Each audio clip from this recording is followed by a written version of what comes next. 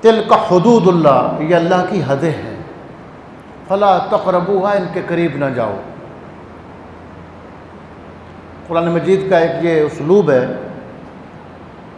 کہ جن اسباب کی وجہ سے بندہ گناہوں میں پڑ سکتا ہے ان اسباب کے پاس جانے سے منع کیا گیا ہے، ان اسباب کو اختیار کرنے سے منع کیا گیا، جیسے بدکاری اور زنا کو حرام قرار دیا گیا۔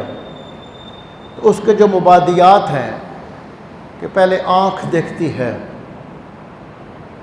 اور آنکھ سے برائی کا خیال پیدا ہوتا ہے، پھر دل کے اندر خیال جمتا ہے، تو پہلے ہی سے ہی بری نیت کے ساتھ غیر محرم عورت کو دیکھنا ہی منع کر دیا گیا کہ ایسا سبب جو گناہ کے قریب بعد میں لے کے جا سکتا ہے، شروع سے ہی اس کو منع کر دیا گیا۔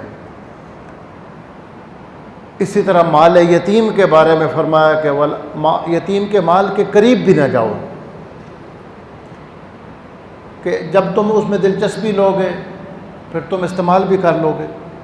اللہ کی حدوں کے قریب بھی نہ جاؤ جو اللہ نے حدود رکھی ہیں۔